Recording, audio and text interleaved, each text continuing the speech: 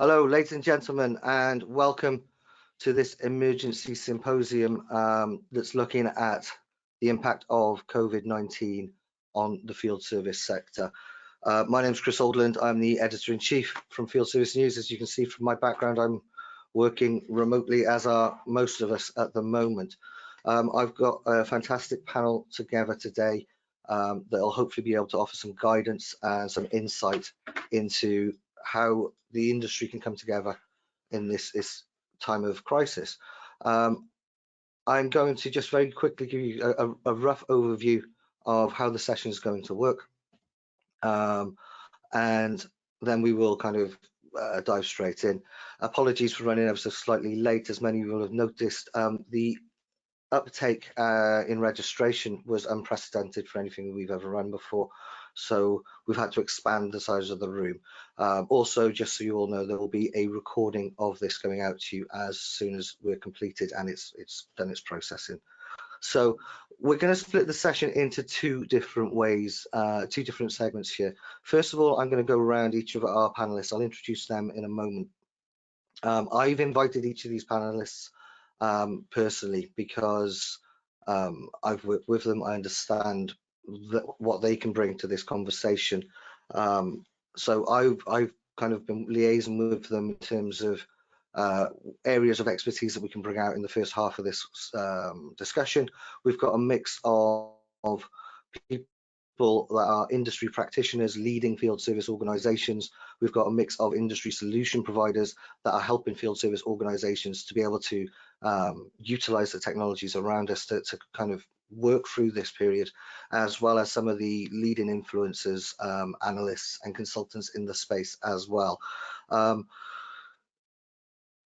Yeah, so let's kind of go through who our panelists are. I will put questions to each of them, and then once we've done that part of the session, my esteemed colleague Mark Glover is monitoring questions at the moment. So please do put your questions that you would like answered during this session to our use the question panel that is on the side there. Send those questions across, and Mark will be monitoring those. And so once we've done the initial wave of conversation, I will then be going straight to the questions, and we'll put those questions to our panel.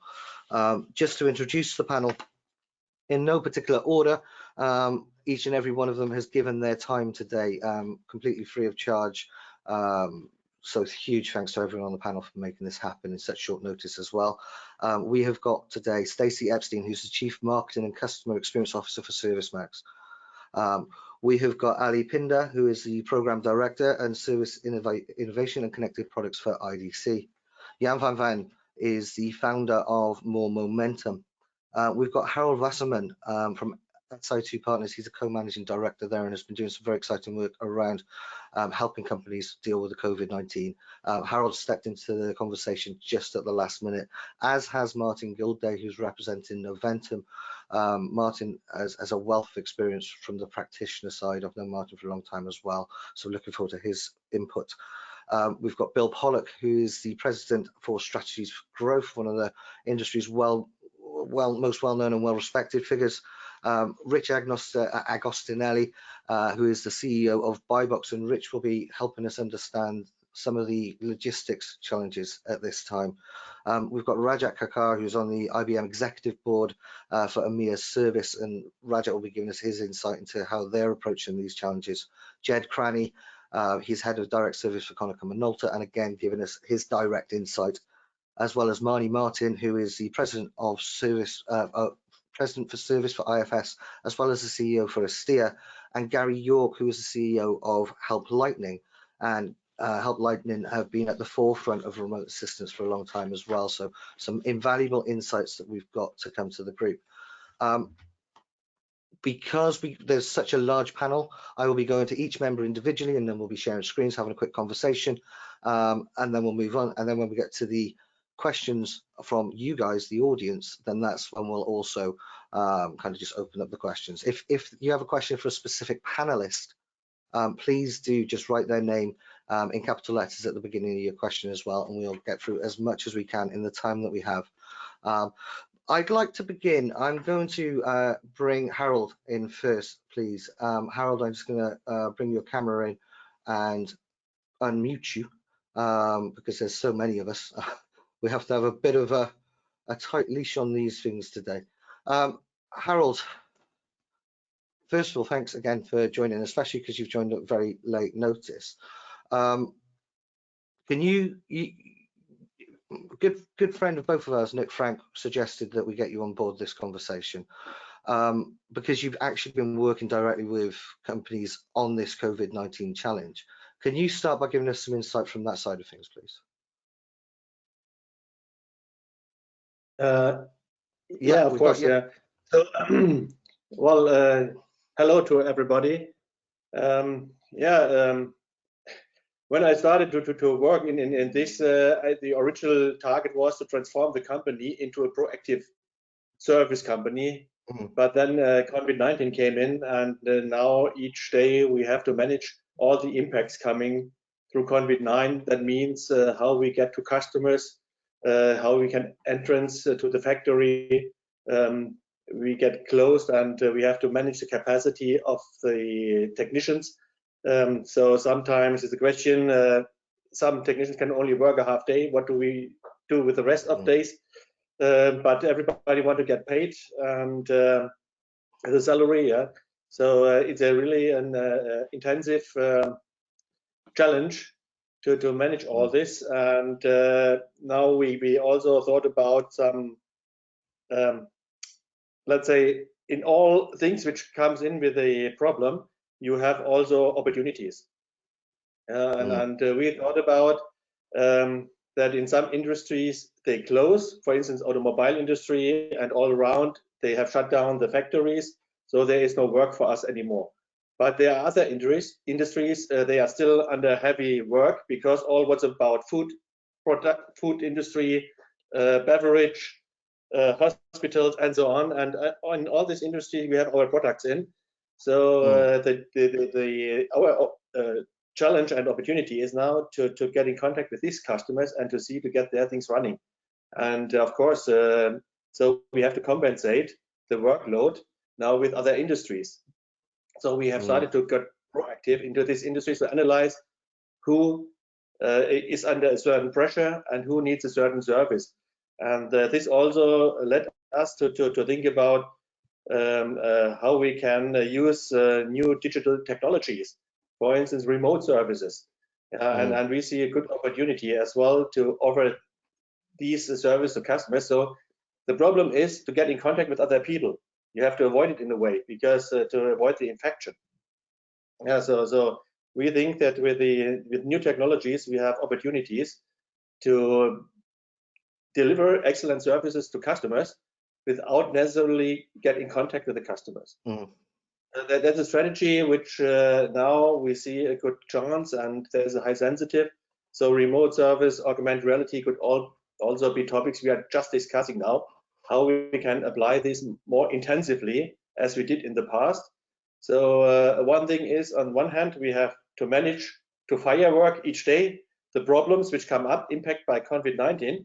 On the other hand, we have also think about what are the opportunities, what we can deliver to customers to deliver an excellent service, and with this to build up a loyalty with customers. So because after COVID-19 the business will come back, and that is very important that we have provided a super service to our customers and to build up the loyalty.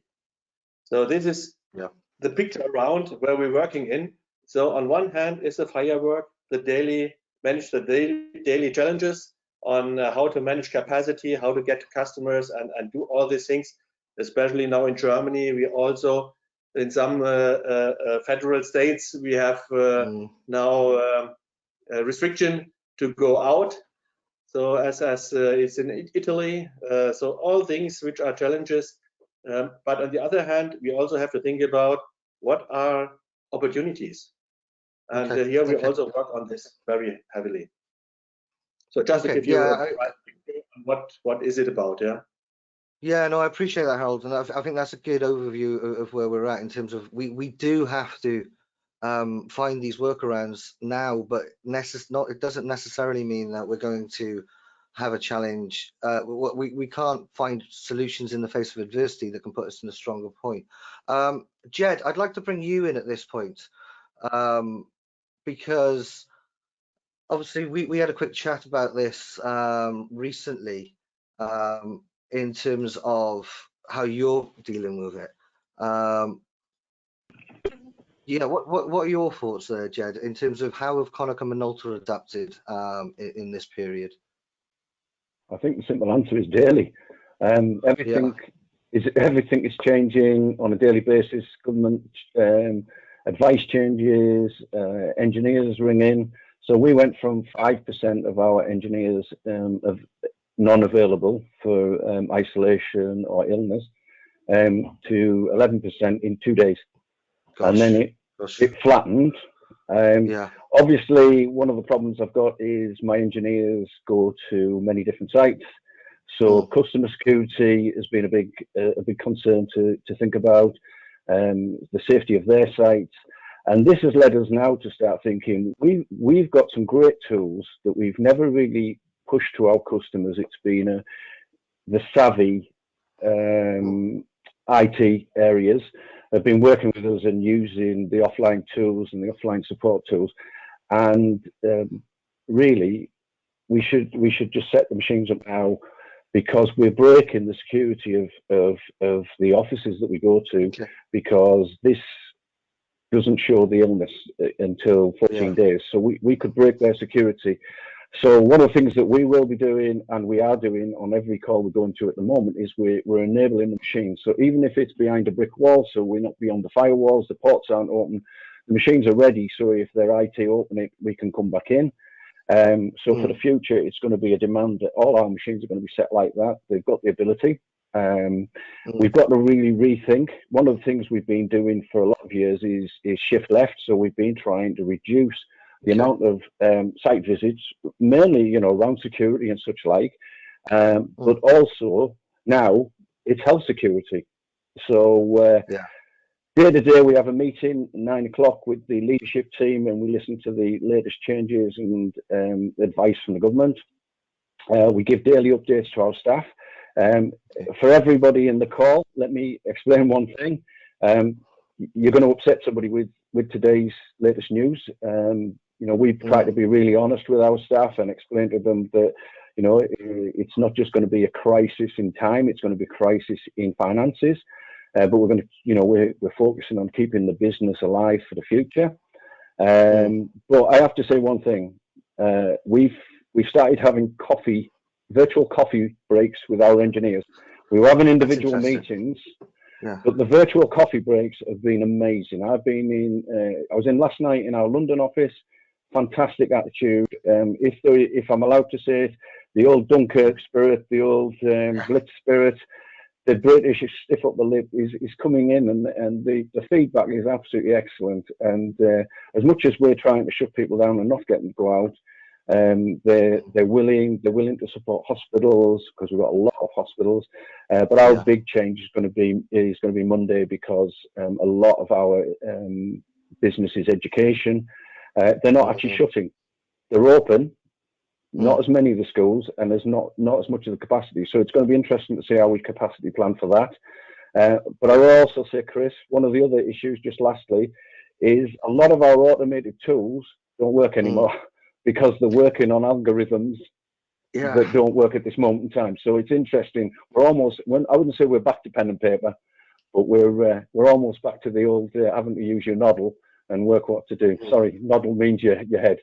No, I appreciate that, Jed, and it's something that's a curveball I would imagine a lot of people on the call are suddenly finding, is when you have solutions that are based around algorithms that are taking in vast amounts of data, and suddenly that data set changes entirely, then I would imagine that becomes, like you say, it's suddenly back to scratch a little bit and really kind of having to think on your feet. Fortunately, one of the things that almost every, I say almost every single field service manager and director and professional I've ever met is good at, is thinking on our feet, because it's an industry where we've automatically dealt with firefighting.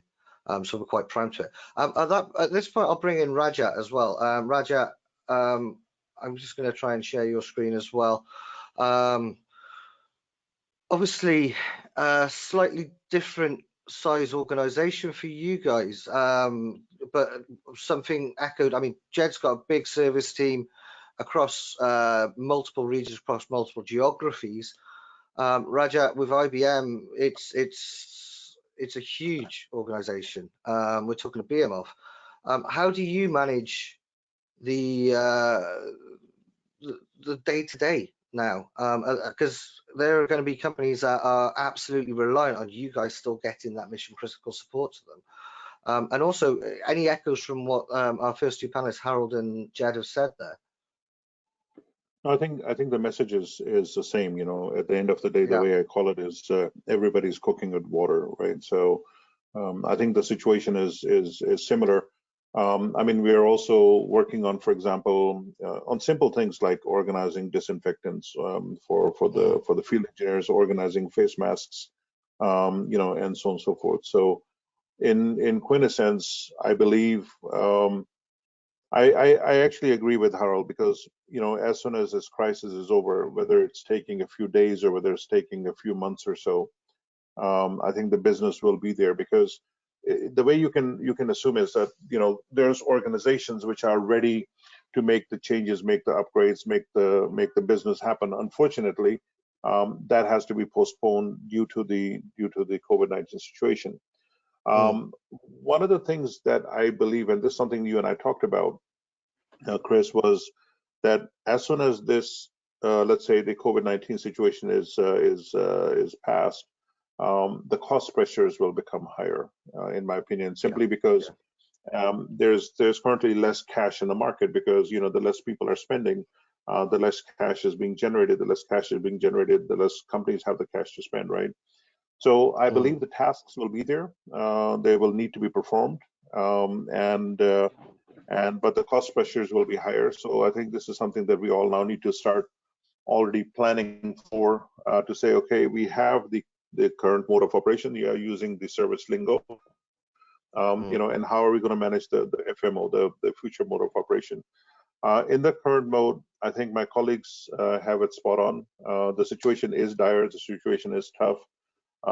Munich went today into the lockdown today, so I think it's not going to be easy, but we have to hang in there, and we have to make sure that we can deliver. So from an IBM perspective, I know that our engineers are still working. They are still taking care for the customers, and especially the critical data centers and so forth. So that is currently ongoing. That is currently happening.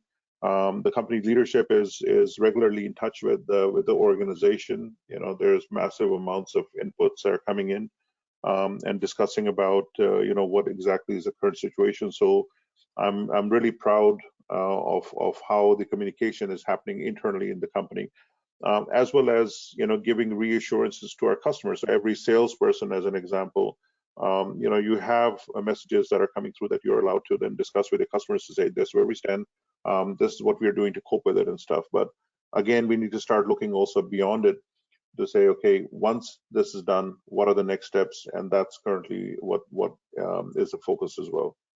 Yeah.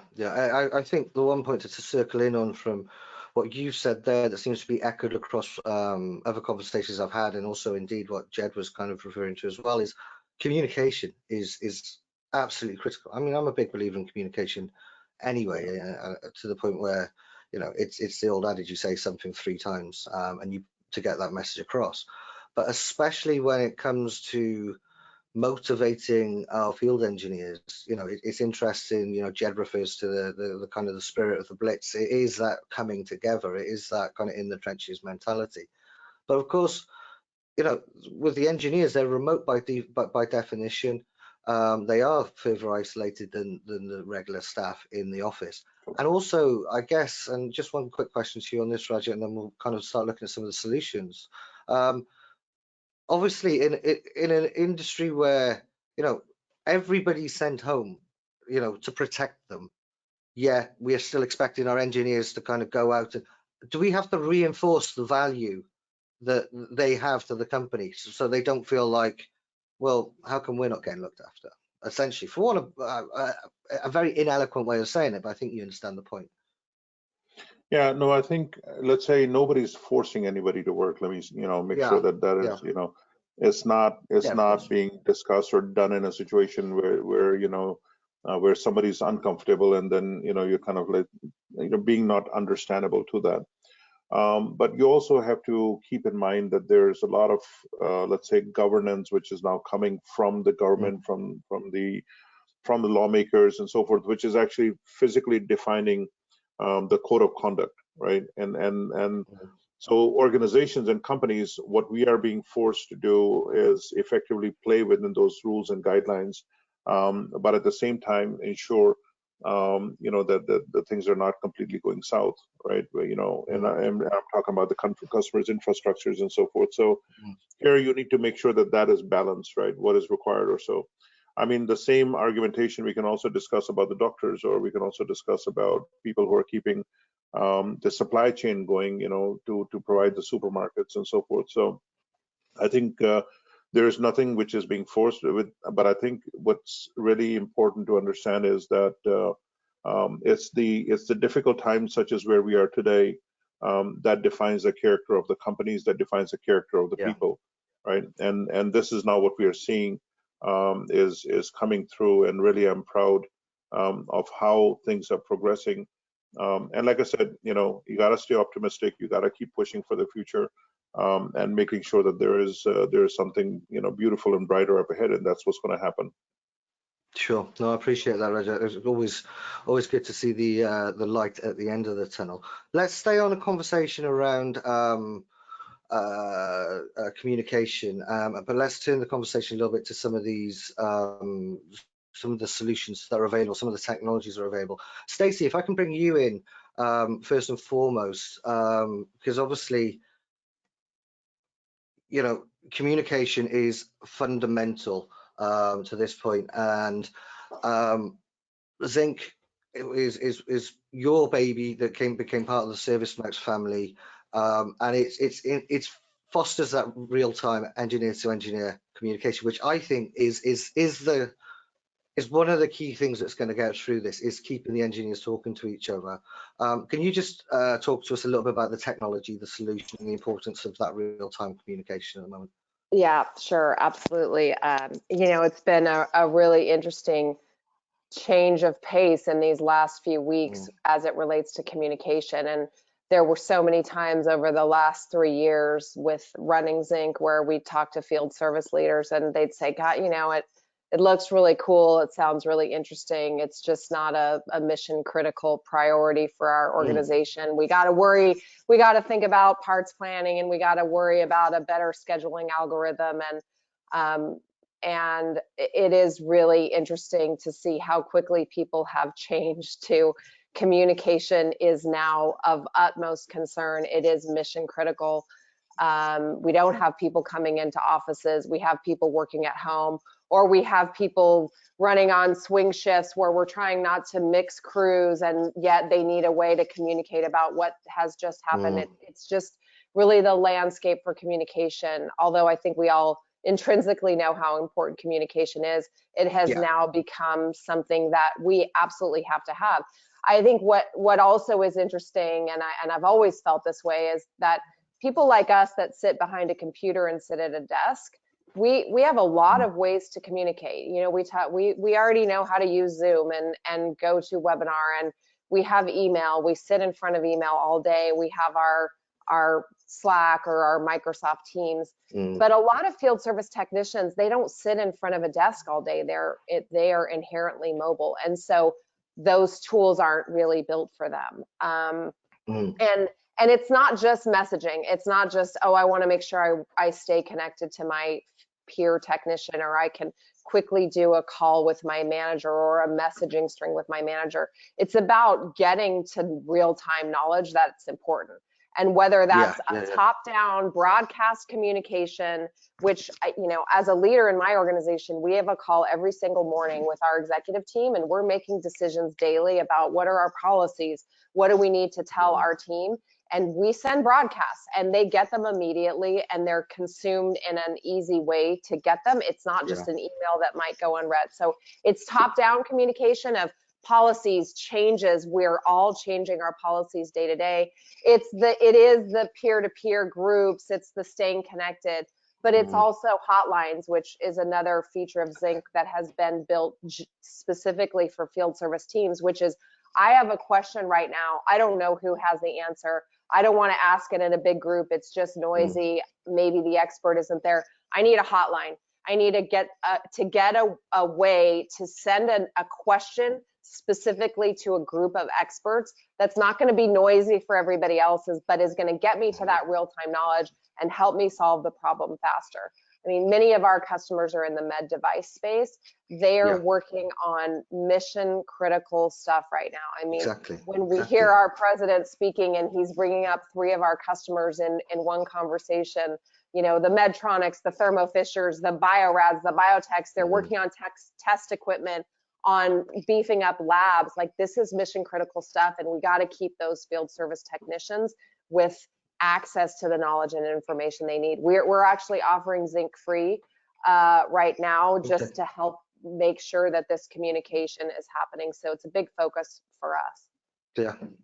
Yeah, absolutely. I think we've got a link to that on Field Service News, and I'll also send as a follow-up to this symposium, we'll send links to anything like that, any of the the panelists. But yeah, it's a fantastic gesture, and one that can help the industry massively. So kudos to you for that, Stacey. And yeah, I think it is, as much as anything, I mean, Christ, how long have we talked about, all of us, the importance of first-time fixed rates? Now it's not just the numbers thing. It's completely mission critical. It's like you say, when President Trump name checks a number of the big medtech guys, again, many of whom I know, and I know how hard they're kind of all working to kind of get the world back righted. It just goes to show just how important our industry, which I always feels like a small community, but actually touches every corner of the world. Thank you, Stacey, for that. Yeah, Gary, can I bring you in? No, you're welcome. Gary, can I bring you into the conversation? Because obviously the one that we really want to touch on as well, around the communication side of things, is augmented reality. It's remote assistance. And I mean, Help Lightning has been at the forefront of that since AR really started to take root in the field. I remember many years ago speaking to Bart, one of your co-founders, about where the idea came from, in terms of, you know, having to get experience into a remote area where somebody may have the skill set but perhaps not the knowledge and the experience right there and then. How important is AR now, Gary? I mean, just talk us through your thoughts. Yeah, I think the most important thing is what's practical, because right now people aren't experimenting. They're scrambling. They have their war rooms. They're discussing how to solve problems immediately, and something needs to be practicable, needs to be low friction. You need to be able to use it and ramp up quickly. So we're seeing some really interesting use cases now, especially with the shelter at home, shelter in place restrictions that so many states are coming. California put a shelter in place restrictions in now. A lot of our customers are telling us that even their field techs may not be able to visit anymore. And we have field techs, when they've visited customer sites, they've been asked to sign a disclosure agreement, which they're not authorized to sign.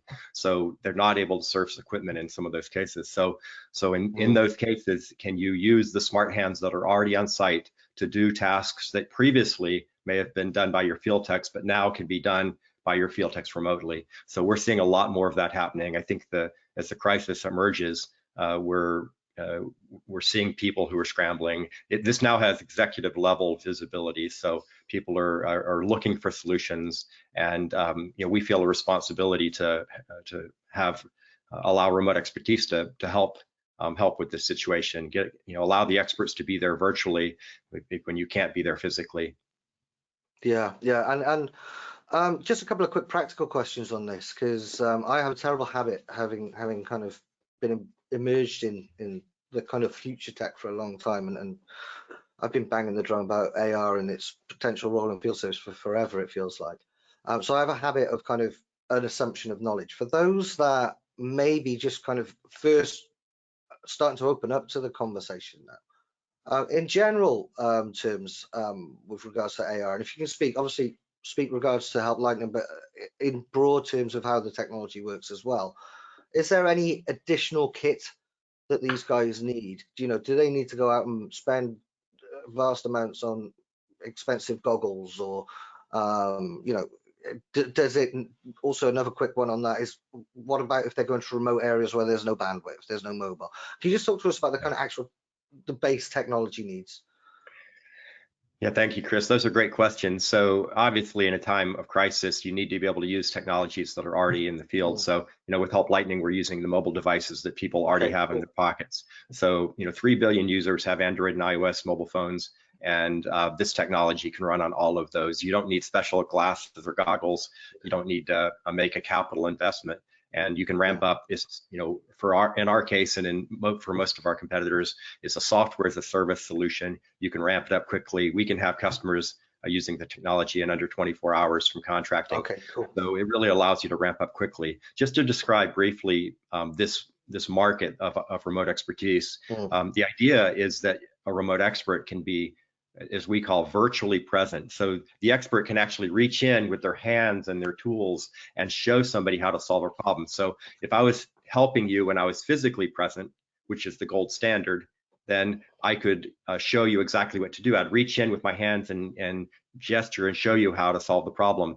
Well, with the remote expertise technology we have, we can do the same thing, but we're doing it virtually through a smartphone or through a tablet. And so this is getting you a lot closer to that gold standard of being there physically, but now you can do it virtually. Now, what's this done in the current environment? What we're seeing is that customers are now beginning to shift tasks they used to do physically, and now they're saying we can't be there physically. There's a lot more things that we can do virtually, and because of the crisis, they're beginning to solve more and more problems virtually. And I think that experience is going to change the future also. Now, speaking earlier about the cost structure that's going to happen after the crisis is over, a lot of these, this has been a stimulus to require people to think differently, and now I think a lot of those benefits are gonna stick and allow companies to continue using these technologies after the crisis abates. Yeah, it is. I am tempted to go back to, gosh, there's a lot of Second World War and Churchill references, but I'm going to put another one in at the minute. I do apologize. But one of my favorite Churchill quotes is the difference between optimist and pessimist. And a pessimist is somebody that sees the challenge within an opportunity, and an optimist is somebody that sees the opportunity within challenge. And I think those companies that thrive and come out of this and it's not just a case of being able to adapt, it's being able to utilize the concerted pressure and the need to adapt to be able to actually be a stronger organization when this pandemic does finally come to an end. Thank you very much, Gary. Marnie, can I bring you into the conversation here? Because anyone that's a regular, and Marnie, you're with us on audio only. Yeah, I'm here. But anyone, good. Anyone that's followed my work for quite some time will know that you and I have had some very detailed, long conversations around technology and field service for many, many years now. And particularly now in your role with IFS as President of Service and also CEO of STEER, but also taking into context your background, I think you're quite uniquely well positioned to kind of look at a number of these different technologies we just touched on, and bring the importance of those together. I mean, when we're using technology to deliver service in these challenging environments, when we want to maintain that service provision, whilst looking after our staff, whilst looking after our customers, I mean, is it a case of bringing all of these elements together? It's great today to see so many people from different companies prepared to just give their time. Is there a metaphor in that, in the sense that we need to be looking at different technologies, like remote assistance, like messaging, like a strong scheduling engine, and all of those bits and pieces that come within the platforms, such as the IFS platform? Is it critical that we start looking at technology as a stack in this kind of current environment? Absolutely, Kris. I mean, you and I have talked about making your data more meaningful, making service Yeah. count, making your technology deliver a return, and getting the knowledge out of your long-term technicians' heads, right? So we've put in place, and I've come up with what I call the 3 R's that we're guiding customers. So there, you need to react. You need to deal with the day-to-days, like we talked about the panel, right? Use what you have. Make sure that you are doing the mission critical service that you have. Push off the elective service. Think instead about, are you doing maintenance just because you think you need to do maintenance, or are you doing maintenance because the equipment is either being used more or being used less? So again, make service count and really be focusing only on what's mission critical service.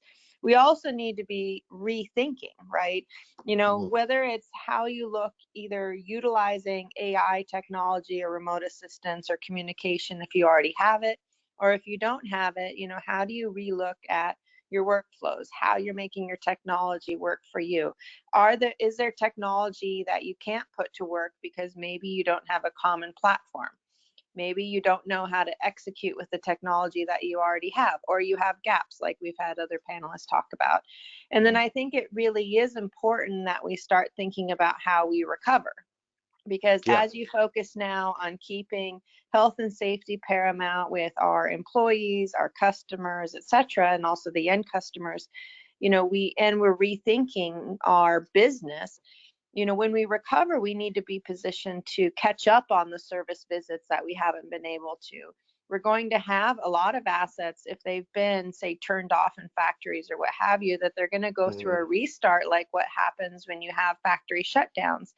And there's going to be a lot more opportunity now, I firmly believe, to monetize service as an outcome, right? I mean, what's the difference in a cost to a customer that you can service them even in times like now versus, you just come every 6 months and whoop-de-doo, right? So this is going to be a huge opportunity for us, even though we absolutely have current challenges now all across the industry. And I really do encourage, every business, every company to really prioritize things into these 3 R's. What do you need to do now to react to the situation? And it is day to day. How do you need to rethink your business, your workflows, your technology? And then how are you going to recover after this? Because the overall drive of service and the demand for service, it will recover quite quickly because service is very nimble. And I think it will eventually recover very strong. So then we're going to have an issue of how we deliver the service that's needed when we perhaps don't have enough people and we're still implementing some of this technology. Yeah, no, I agree. Give me those 3 R's again, just in case anyone missed them. The 3 R's. So react, rethink, and recover. Very, very, very simple, but very, very strong advice. I think it's one thing that's coming through on this call so far to everybody, and Mari, I'll just get your final point on this one, is there is an opportunity here, isn't there? It's not all doom and gloom. We're being forced to react and rethink, and then we will recover. But we are being forced to kind of review our processes, make sure we're hitting best practices, but that will only make us stronger in the long term. So, what's your thoughts on that? A final moment on that.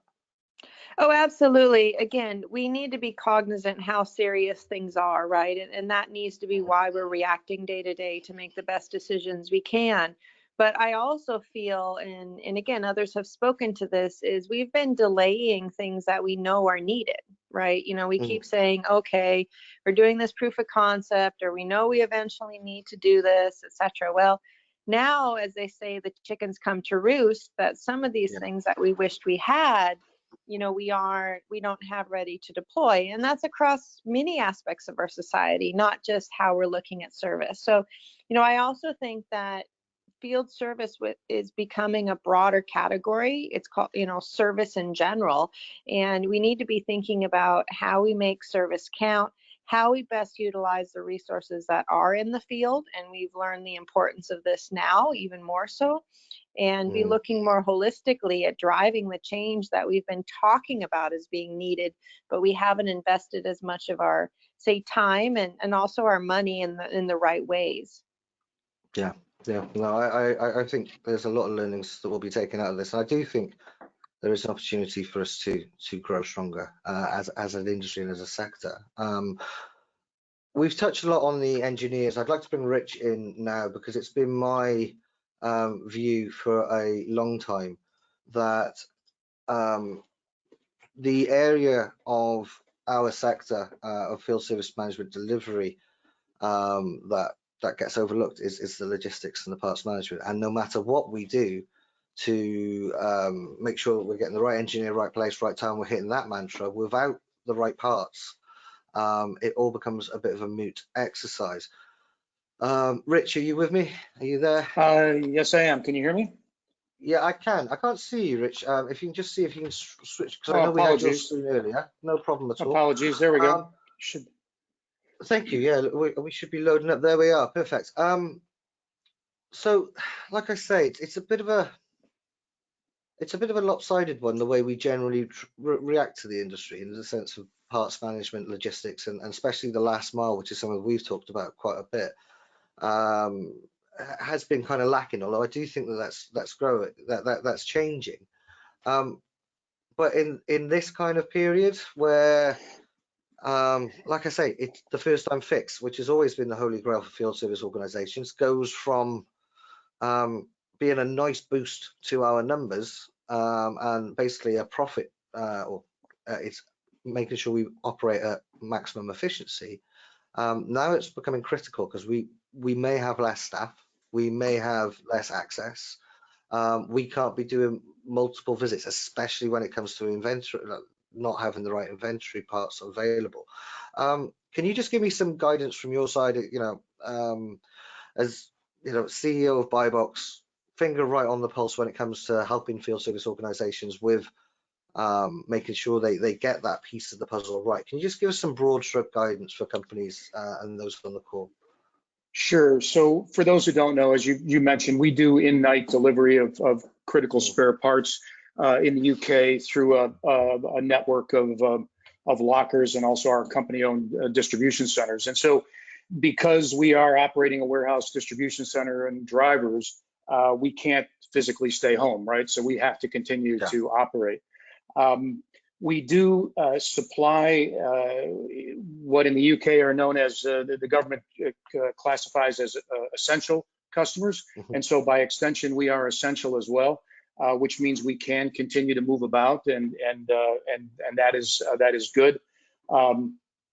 The difficulty we have right now, of course, is that we're trying to know the unknowable, right? We're trying to understand what the impact is going to be on the engineer workforce, because we need to get the right part to the right engineer at the right time, which presupposes that we know which engineer is going to turn up, so that we can get the parts there.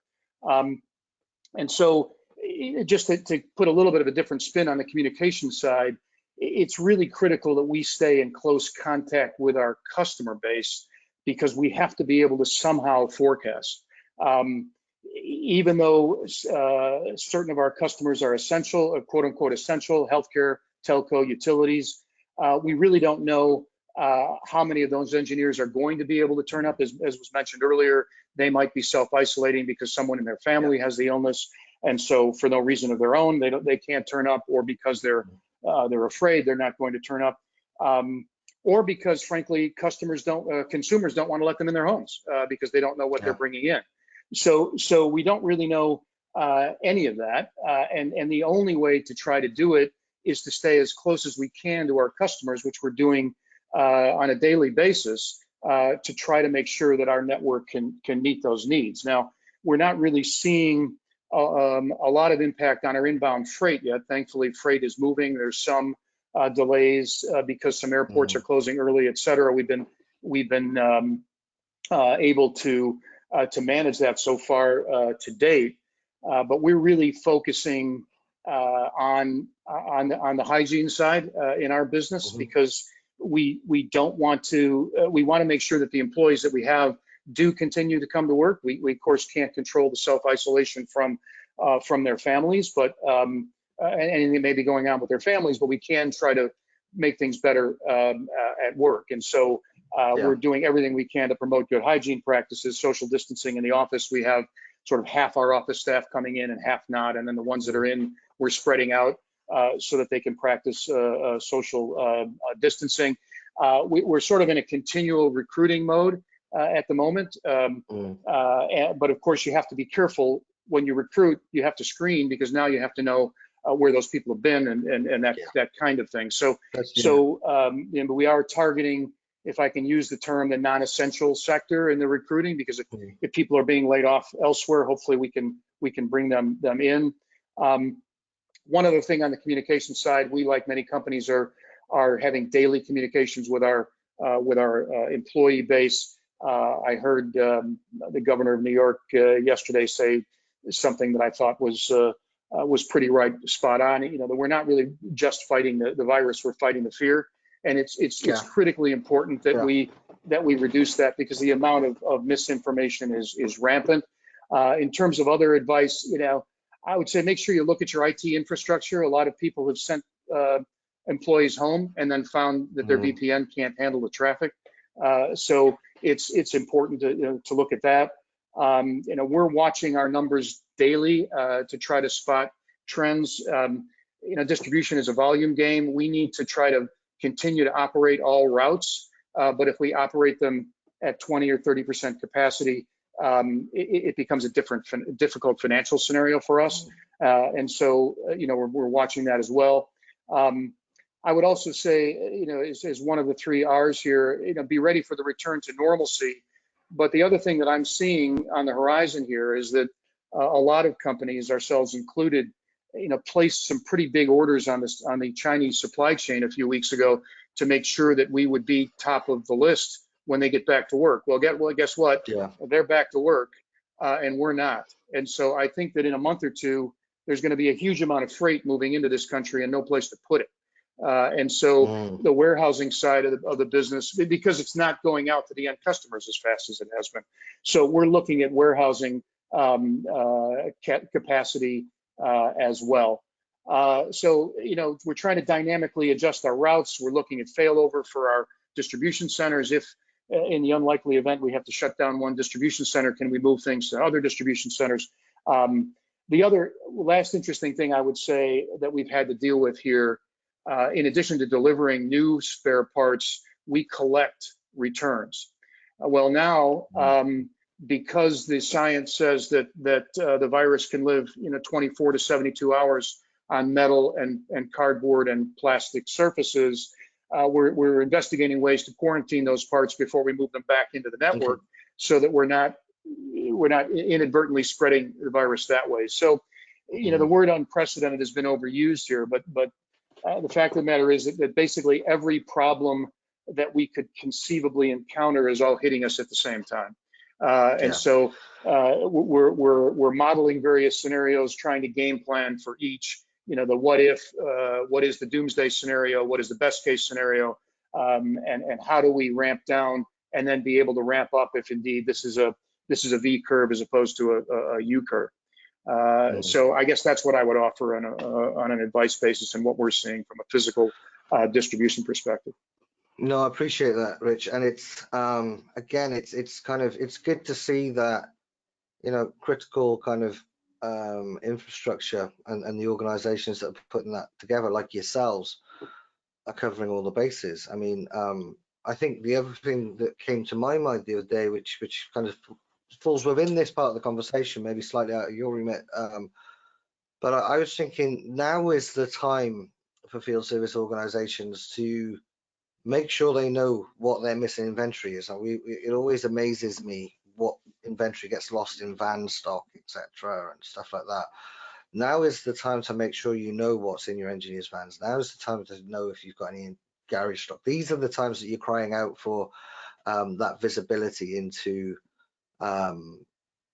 your parts inventory, which again, that's a technology that we are stumbling across problems now that we know the technology is there to solve. A final point on that, Rich? Yeah, I mean, our software, without making this into a commercial for our company, but we stress the intelligence, visibility, and security, and that's what we try to do, is provide that intelligence. Where are the parts at any point in time? What's the condition, and who's been accessing them? And so we trap all of that through our software, as well as doing the delivery. And it is critically important, both from an economic perspective, and now, frankly, we can add, I guess, a health perspective to that as well. Yeah, no, I appreciate that, Rich. Thank you for sharing that side of the industry with us. Let's bring in Martin. Let's bring in Ali and Jan, and let's bring the four of you guys in together, if I may, because just looking at time frames, and I want to get to questions as well. I think we may overrun. We did start slightly late, but if we can bring in Bill. If we can bring in Martin, if we can bring in Jan as well. I'm just looking at 1 second. I've got so many. We've got so many of you on the call. Ali, whilst you're here, maybe if we can start with yourself. Just some reaction to everything you've heard so far. I mean, what's your kind of viewpoints on this? What's your kind of initial thoughts in terms of how field service organisations should be reacting? Have we not got you on audio? Give me 1 second, Ali. Apologies. Thank you. I've got Jan as well. Great. Ali, Thanks. Great, go for it, mate. Yeah, so I'll kick off as we're getting started. I think this has all been a lot of great conversation. I think my initial response has been, one area that I want to make sure that we highlight is the employee engagement piece as we come out of this from a field service technician perspective. A number of the conversation pieces were tied to when we come out of this and recover. And one area that I continue to be passionate about is how we ensure that our technicians understand the value they bring to the organization and the fact that they will be needed, regardless of how automated we get and how much remote we can deliver from a resolution perspective. Do we value those technicians? Have we assessed whether or not they have stresses or risks as they deal with their kids in the house, or the fact that they have elderly parents or partners that are no longer working? We know the technician's critical to our businesses, but can we ensure that we wrap them around with the support so that when we do come out of this, they don't look somewhere else to another company that can support them the way they want to be supported? Would just be the other thing I would add. Yeah, I think that's a very valid point. It kind of slightly echoes back to what I was discussing with Rajit right at the top of the call. You know, now is the time that we really want to make these guys, look, they're standing up to the plate for us. There's no denying that. And now is the time that we want to make sure they know just how uniquely valued they are within the organization. Martin, obviously you've got a long history in the medtech space. You'll know a lot about what's going on there now in terms of understanding how people are going to be reacting. Obviously now working with Noventum as well, you know, so you got that consultancy lens on this as well. What's your thoughts on the conversation that's going on so far? Any kind of further addition to what Ali said there in terms of how do we value make sure our engineers feel valued? Well, as you said, Chris, you know, the service challenge that everyone is facing now is how can we continue to deliver service to our customers when our own workforce is perhaps depleted, as we've heard from a number of people this afternoon, and when the customers are under extreme pressure. And of course, you know, customers in the healthcare space, they really are dealing with life and death situations. And so, you know, the desire to really support those guys is huge in service organizations. But equally, it's not just healthcare. The food production supply chain, the IT communications that we've been talking about. So I think, you know, there's a big focus for the service organizations on efficiency. And while in the past this has been efficiency for improving customer experience, for improving profitability, now it really is about survival and about helping customers to reprioritize. I'm sure many customers have changed their priorities, you know, that they had before. And how can we, with our collective experience, help them with that? I just comment on a number of things that have been mentioned already, particularly remote service. If you're able to increase the power of remote service, maybe bringing in 2 or 3 of your best technicians who could become remote service agents using some of the tools that Stacey and Gary were talking about to make them more efficient, doing more remotely there.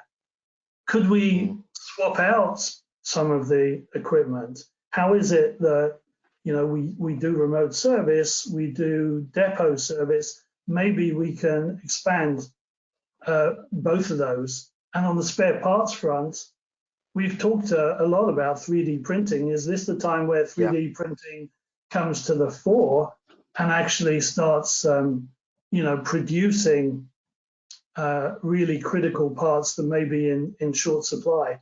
But I'd really like to make an offer here as well, an offer of help to the service community from Noventum, because as you know, some of the listeners may know, Noventum provides today a service transformation center, and that's really an interactive self-service knowledge base of service industry best practices,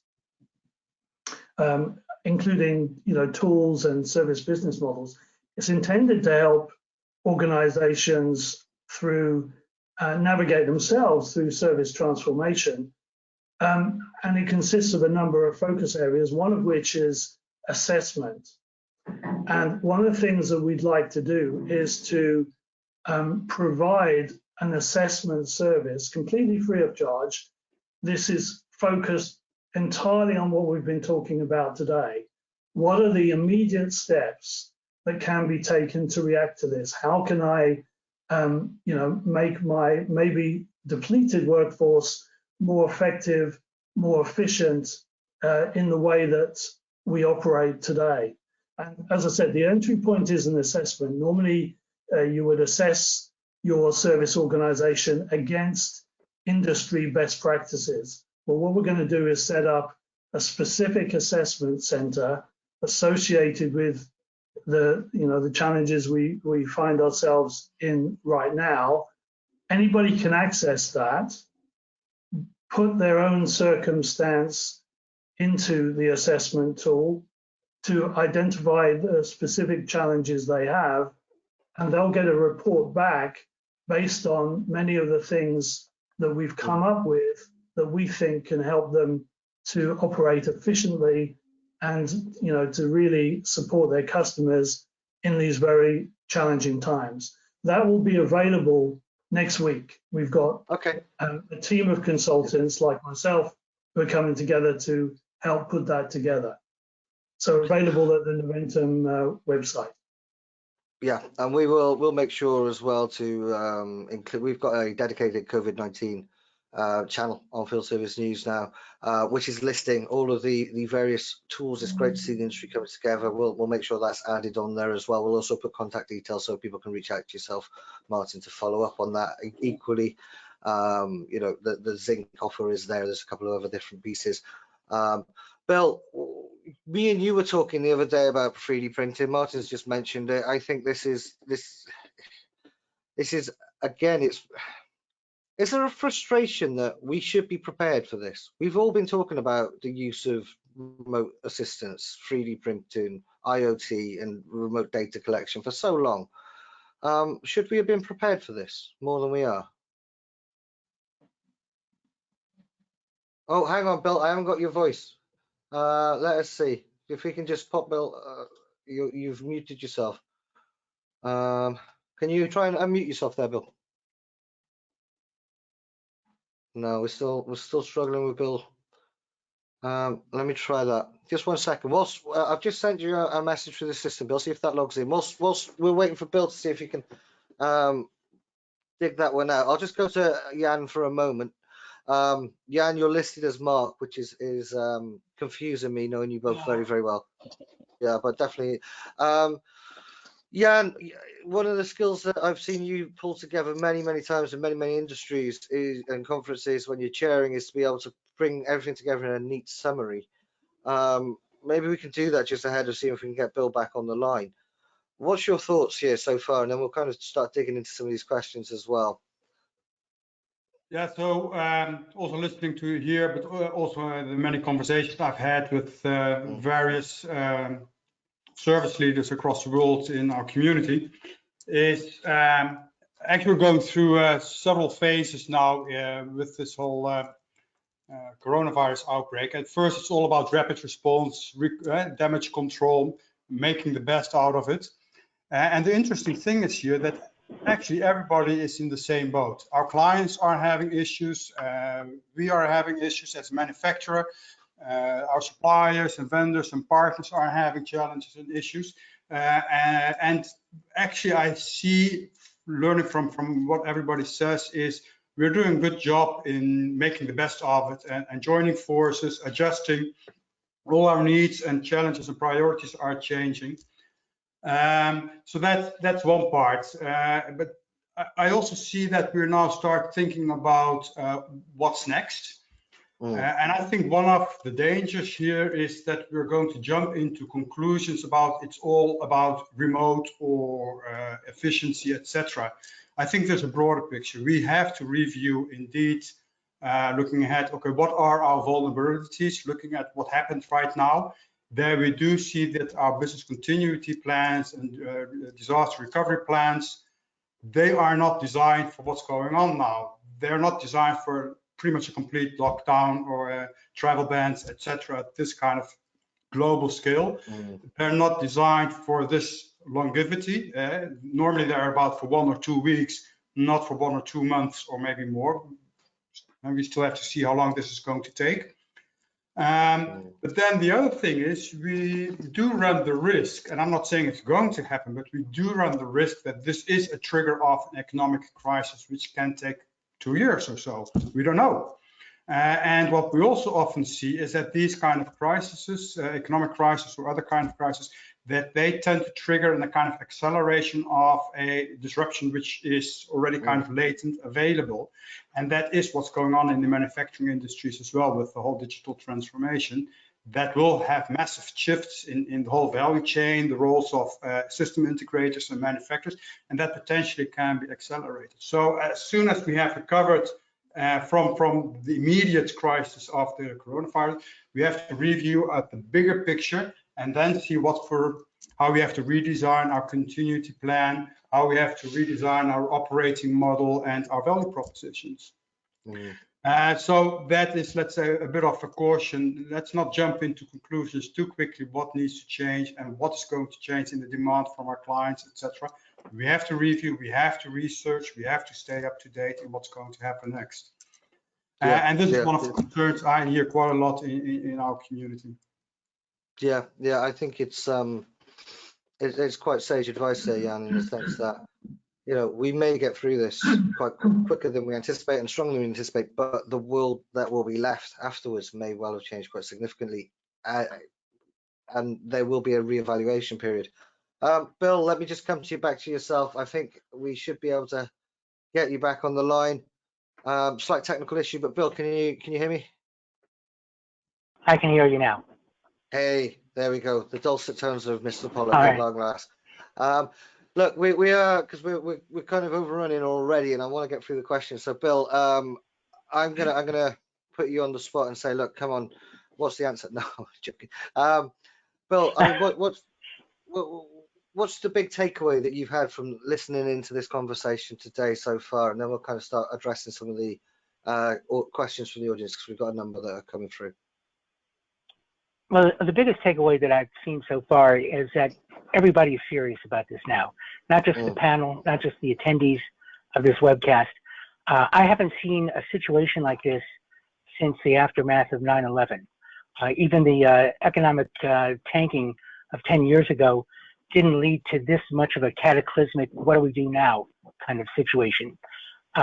So you and I were talking earlier, there was a surreal comedy group in California back in the 60s and 70s. And in 1974, the group called the Firesign Theater released an album called Everything You Know Is Wrong. Well, not everything we know is wrong, but everything that we knew yesterday is outdated today. And there are wholesale changes. Some of the panelists are clients of ours, and over the past 3, 4, 5 years, we've talked about and I've written about, and we've conducted webcasts about augmented reality, servitization, and outcomes-based service delivery and pricing. And when we first started talking about it several years ago, it was just a concept to most people. At trade shows, which don't even exist anymore for the next several months, people would be cruising the aisles, looking at demos just to kill some time before lunch. Their hearts were in it. Now everyone is very serious about this. Their hearts are in it. Companies like Zinc, which Stacy talked about, part of ServiceMax, and IFS and Help Lightning, you know, to offer some, and Noventum, to offer some free professional services, free use of the software on a temporary basis. This is very critical right now. So I prepared just a few notes before this call, and the one that I wanted to look at was, it used to be, what do we need to improve our service delivery performance? What processes do we need to improve, or if we don't have them, to initiate for the first time? What do we have to do in the next 1 to 2 years, the next 3 to 5 years? Well, it's now broken into 3 sections. Number 1 is, what can I do right now to get things done, to fix things? And the second thing is, we need a plan in every services organization for how to move from the survival mode today to the sustainability mode tomorrow, to the long-term growth mode following that. And we used to know when the long-term plan was going to kick in. We don't know when the long-term plan is going to kick in, because we don't know when the short-term crisis is going to be over. And then, you know, what I'm seeing now is, and again, I haven't seen this since the aftermath of 9/11. There's no crap allowed anymore. People are not going to be coming to vendors like those here on our esteemed panel and say, hey, we want to see a demo. We don't care when. They're not really interested in buying anyway. Now you're going to want to see something really fast. And I won't name names, but I've been talking to some people over the past couple of days where they said, you know, normally the sales cycle for delivering our solution is 6 to 7 months. And we just sold something in 7 days. And, you know, the market is going to want something in 7 days, not in 7 months, because they may not be around in 7 months if they don't do something in 7 days. You know, so everything is much more serious than it's ever been before. And I can tell you, you know, Kris, we do our annual field service management benchmark tracking survey. I'm not going to belabor the numbers, but I just wanted to say that we've been tracking AR, VR, and MR, merged reality. We've been tracking AI and machine learning, predictive diagnostics and maintenance, and beginning last year, we started tracking remote expertise. Now, these numbers are going to sound low, but don't pay attention to the absolute numbers. Pay attention to the trends, okay? When we ask a field service manager, is your organization already using AI? They might say, I don't know. They might say yes, but it's a guess. They might say no because they're not aware that the company is using it. But from January 2019, last year's survey, to the one currently underway, we have 120 responses so far. The use of AR, VR, and MR has increased from 11% to 29%. Now, again, they're low numbers. It's actually higher than that, but the relative terms, it's almost 3 times more than just a year ago. AI and machine learning increased from 4% to 30%. Predictive diagnostic and maintenance increased from 34% to 56%. And in our new survey, presently, remote expertise is being used by 49% of service organizations, growing to 99% within the next 5 years. So, you know, Ali, you and I know what it's like to do surveys and get data. everything we know is wrong. Everything we surveyed last year, that's last year's survey. So next year's surveys are going to be very different. Everything's changing, and we've got to get into the mode of grasping that change, managing the change, and that's going to dictate who survives and thrives following this crisis. I appreciate that, Bill. Some interesting numbers, and like you say, everything is going to change. I think those numbers will probably leap rapidly. Look, everybody that's hanging around, it's incredible. We've still got over 120 people on the call, so thank you very much. I know we've overrun.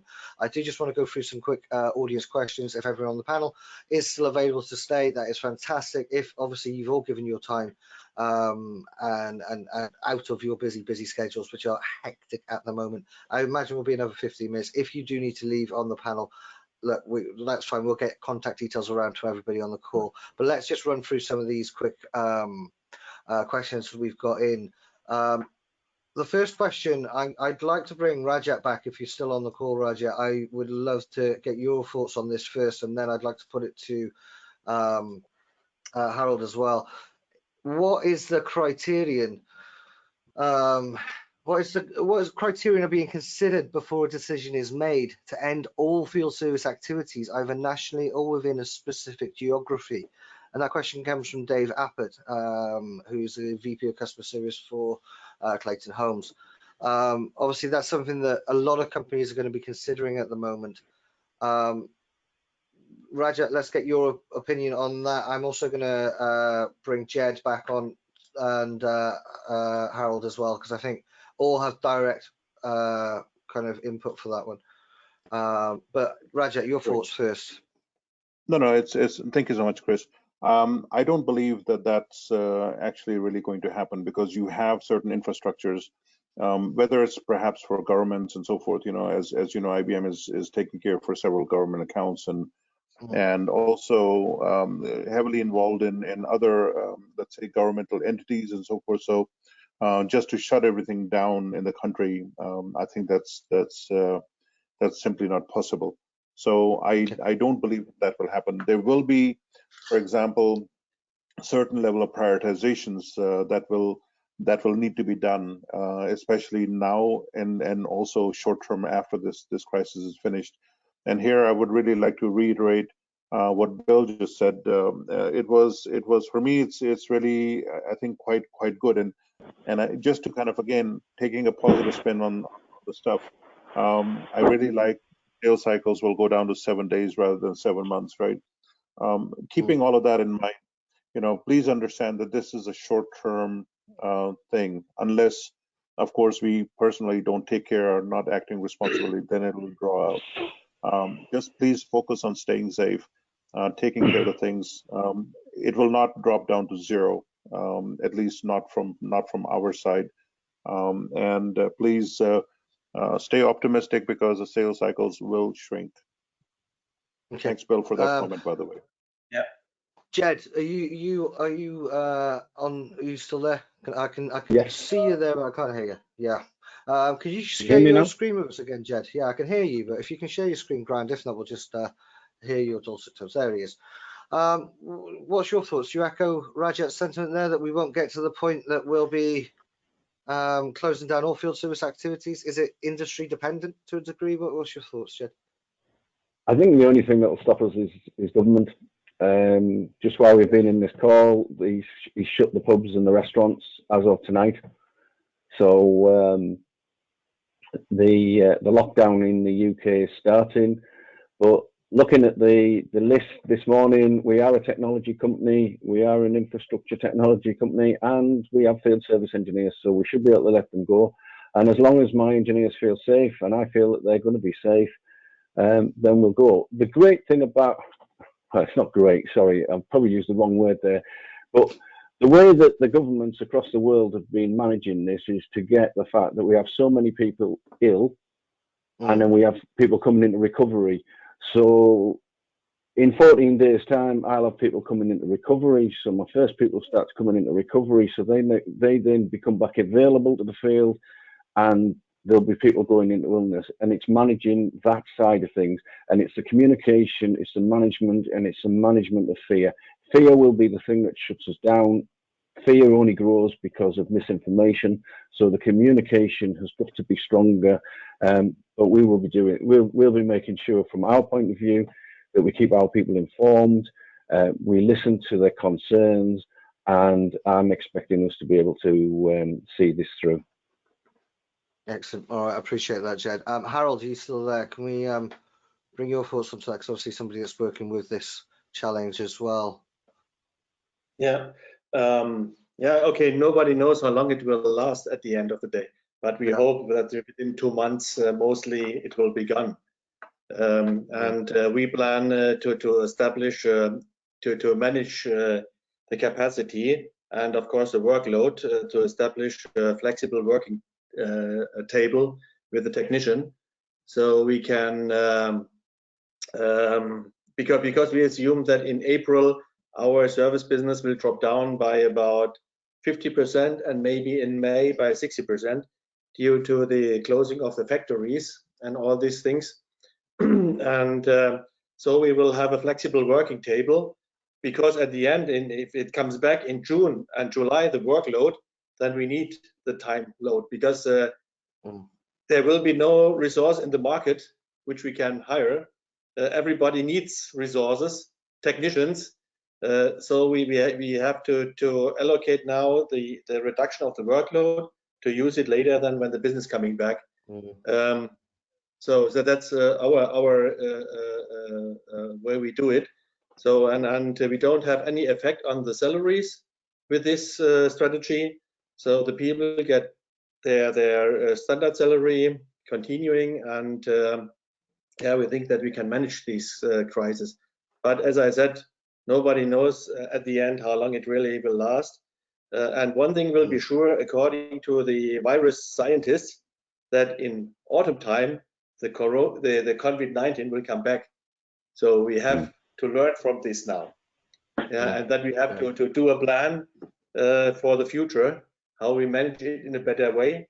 And as I said, I think the customers are now quite sensitive, and this will help us to lead to new technologies, digital solutions, so that we be much better prepared in the future. It's a learning for us now, because nobody had this experience. I think we, in the last 50, 60 years, such a situation never happened before. It's not only economical crisis. For some industries, it's a question of survival. Yeah. So small companies, it's really pretty critical for them. Yeah. And yeah, we will get a good learning. This is absolutely right, because one of the things that the companies really need to take care for is cash balance and stuff as well, because especially if you're a smaller company and you're hurting on cash already, as an example, it's going to be survival effectively for those guys. If you are a little bit larger company and you have managed your cash well, I think this is going to be then okay. Again, coming back and saying that once the cycle is over, hopefully everything is going well, and in fall nothing is terrible happening again. But you will see again a massive shortage, because things need to be done. Repair works need to be done. Follow-ups need to be managed and stuff, and there will just be enough, so many number of people being able to do it. So. I've got one final question for the close the session out. Martin, can I bring you back on for this one? Let me just unmute you, and if you can just switch your screen back on. And then it's an interesting one, and I'd like to get your opinion on this, because it's something that I think you've got quite good knowledge on here. This is a question that's come in from Greg O'Sullivan from Sub-Zero and Wolf. I won't be able to read the entire question, Greg, because it's just because of time sensitive, but it's incredibly well written. But I'm going to nip to the chase on it. How is everyone policing customers to ensure it's safe for techs to attend in safety? Lots of customers have personal reasons to want a field service visit. We've seen how selfish some people are in supermarkets, etc.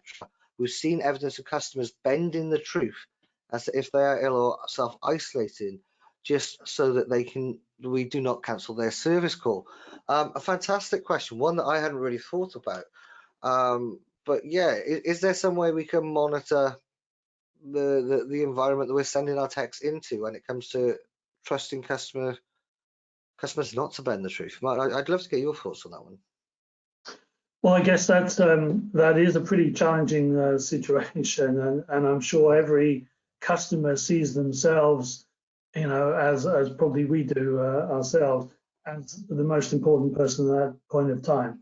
I think it is a matter of balancing the resources that are available to the criticality of the service, and that, as I said earlier, some services are very obviously critical, whether it's health related and it's going to impact patients, other people. Equally in food supply chains and things like that, those are seen as critical. So I think there's an element of firstly the service organization having its own set of rules and guidelines about how to determine priorities in a time when you may not have enough resources. I guess that there's going to be relationships with customers that are going to help to support that situation. Again, if you're able to persuade the customer, if you're able to do the work remotely, then clearly that's a benefit.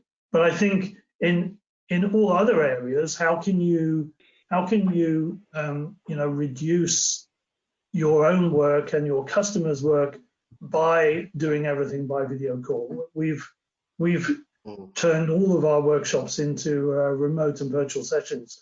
Not an easy thing to do, but it can be done. And I think organizations need to do that and to set up some new policies and procedures in this time. Okay, no, I appreciate that. Look, we're pretty much half an hour over time, and everyone, like I say earlier, has taken the time out of their schedules today to help us with this symposium. So I'm going to wrap it up here with just a couple of closing remarks. First of all, huge thanks to everybody that's taken part on the panel. Just to give a few name checks again. Thank you, Stacey. Thank you, Ali. Thank you, Jan. Thank you, Harold. Thank you, Bill. Thank you, Rich. Thank you, Rajat. Thank you, Jed. Thank you, Marnie. Thank you, Gary. And of course, thank you, Martin. A couple of updates from our side of Field Service News. So we've already spoken to a number of the people on this panel and others that we will be doing more deep dives. Today was more about giving you some surface level information on various different factors, various different voices. So we're going to be doing some deeper dives into looking at like the remote assistance technology, the augmented reality technology, and all of the different bits of this conversation. We've also got a COVID-19 section that's gone up on the website that will be listing things like ServiceMax's wonderful offering of Zinc for free, or Martin's kind offer today to offer out the assessment tool. There are a couple of different other bits there. It'll also be a running update of news as well, and so we'll be doing all of those deep dives. So I know many of you already are regular readers and subscribers to Field Service News. If you have yet to subscribe, I do encourage you to go to fieldservicenews.com/subscribe. That way you will get any notifications that we have to put out on not just how we deal with this current challenge, but of course we have to keep the industry moving as well. So we will continue to put out the award-winning journalism that are a fantastic collection of authors, many of whom are on this panel. We will continue to talk about all the key industry challenges as well as this, and we'll be looking to keep you updated with the pandemic, how we adapt, but also how we keep going as well. So it's fieldservicenews.com/subscribe. There are a couple of different subscription options there. There's a complimentary industry subscription, which is sponsorship based. And then there's a couple of paid subscription options and tiers as well if you want to help support our work as an independent publisher. But that brings me just to say thank you ever so much. Of course, as well, thank you to Mark Glover, who's been behind the scenes manning a lot of the questions and everything there. We're going to look to create a dedicated field service news discussion group, again, directly around the challenges of COVID-19. So if you haven't been able to get your questions in today, just because there's been so many, we will post links. When we send the video of this, we'll send up an update with all the links you need to contact any of the panelists, all the links you need to follow us, and also a link to that discussion group. We'll keep that open, that discussion group, but it is just going to be for people to interact, to jam out ideas, and to see how we as an industry can come together. My final point on this, before I say thank you to everybody and good night at our end, and have a good day for those of you in the States, is this industry is one that I've yet to see any industry, and as a publisher, I've moved around different industries. I have yet to see an industry that is so open to working together in terms of knowledge sharing and hunting the mythical best practice as field service. It truly is a very, very special industry that you can, there's a special magic about what it means to be a field service management professional, in terms of you have to be open to learning and sharing and working with others, and you have to be open to thinking outside of the box sometimes, to being able to work quick on your feet sometimes. Guys, these are traits that will see us flourish and thrive, as well as rather than just survive and adapt. I think the future will remain very bright for our sector. On that note, thank you all ever so much for taking the time to listen in, and we will see you all again soon. Take care.